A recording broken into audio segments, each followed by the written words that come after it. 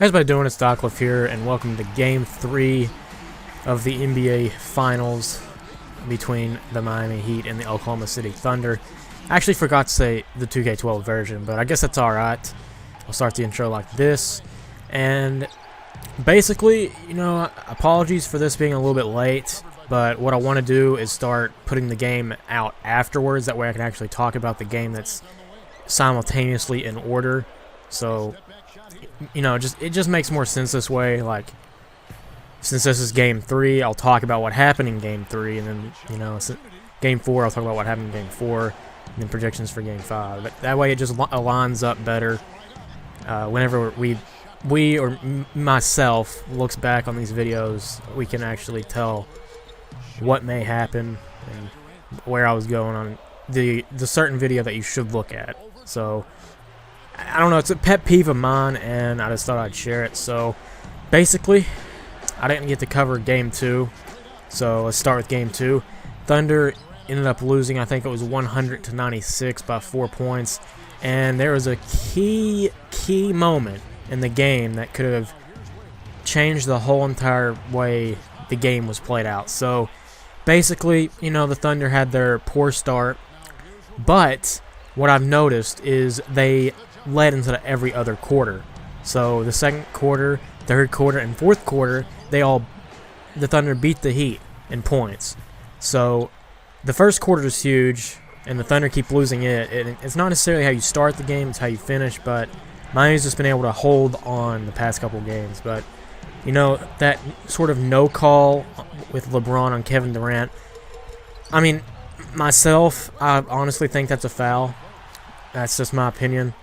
He hit him a few times, but, sometimes you just got to keep playing with those 50-50 calls, and it's still a shot that Kevin Durant can make. I mean, I think it was like 9 or 10-foot jump shot, on the sideline. And it was a nice entry pass, too, and it set him up basically perfectly. It's just that he got hit and he shot a little bit short. That's understandable. And my S just sort of went crazy there. If you heard the S on short, I'm sorry if your ears are bleeding. I don't know why it got that high pitched. Can't really explain that, but alright, so basically that was just the end of Game 2. Miami ended up making 2 free throws to hold on, and the final score was 100-96. And on to Game 3. I didn't get to see much of it, but mostly what I wanted to say was the Thunder had another bad start, and there wasn't much that they could do. Well, there's honestly certainly something they can do at the beginning of games to get better, but I felt like they were competing at the beginning, and they actually had a 4-2 lead, and I thought they might be able to take off. And this series has been so weird because Miami's had a 13-point lead, then all of a sudden OKC has about a 9-point lead, and then it just bobbles back and forth. So it's hard to tell what's going to happen for the rest of the series, but it's just the way that things have went. And finally, Kevin Durant did not have the fourth quarter that he's been having. He had a 16-point fourth quarter, and a 17-point fourth quarter, and he only had 4 points in Game 3 into the fourth quarter. But again, he had 5 fouls, so I don't know. It's still questioned.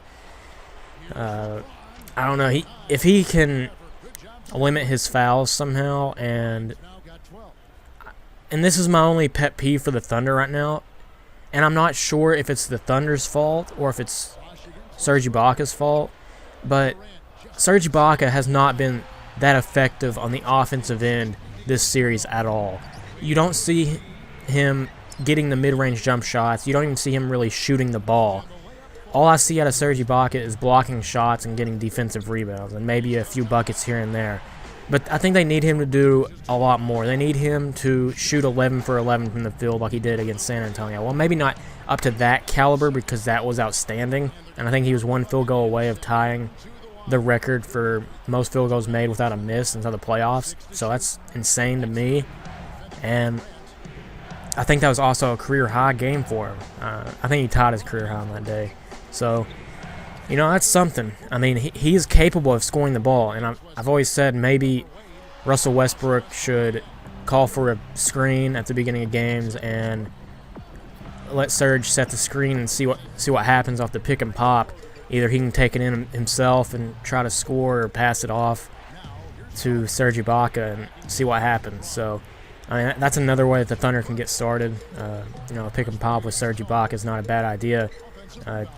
Always has a viable option. And also Kendrick Perkins, I've noticed that he's being guarded by Shane Battier and LeBron very, very often at the beginning of games and throughout the game. So that's sort of weird. And I saw him call for the ball millions of times. It's like, reward your big man. I mean, seriously. I mean, I don't know what it's like to be a big man. I don't know what it's like to be 7 foot. But I guarantee you, when you're 7 foot tall and you have a guy that's like 7 inches shorter than you guarding you, you're gonna, well, maybe not 7 inches. Maybe like 4 or 5. But Kendrick Perkins has a big body, and he can use that to his advantage and score. Even though he's not a scorer, whenever you have a height advantage, that turns you into a scorer, like automatically. That's just your mindset. So I like to see the Thunder, give the ball down low and see what they can get. And also, another thing, whoever's won the rebounding battle has won the game. And also, Miami didn't even shoot the ball from outside that well at all. I think most of their points were inside the paint. I think all their points were inside the paint up until a certain point, until Shane Battier hit a 3. So, yeah, that's something to look out for. If the Thunder can take advantage, then they can certainly win some games, as well as vice versa. If the Heat just continue, they can win some games. So, anyways, in the game right now, I believe it's 77-76, and it's extremely close, and the Thunder come back down. Kevin Durant basically went off in this game. He had 37 in the game himself, so that's sick. And I think stars were the main focus of this Game 3 inside of NBA 2K12. So, anyways, it's 78-77, Miami Heat, and somehow Udonis Haslem gets open. Hits the very, very easy layup. Next possession for the Oklahoma City Thunder. They're down by 1. Let's see what they can get. Westbrook passes Durant. Durant doesn't like it. He passes off to Ibaka. Ibaka's searching. Passes to Kevin. Kevin, top of the key, pulls up, puts it up, and puts it in. And the Oklahoma City Thunder go up by 2. Will this be the last possession of the game, or will we see an overtime? LeBron at the top of the key. Who will take the final shot? Passes it to Dwayne Wade. Drives. Floats it up. And 1. Dwayne Wade ties the game at 81 apiece with an extremely clutch bucket and somehow gets it to go. This free throw can decide the game, win or lose. Let's see. Steps up to the line. And knocks it down. Nothing but net, actually.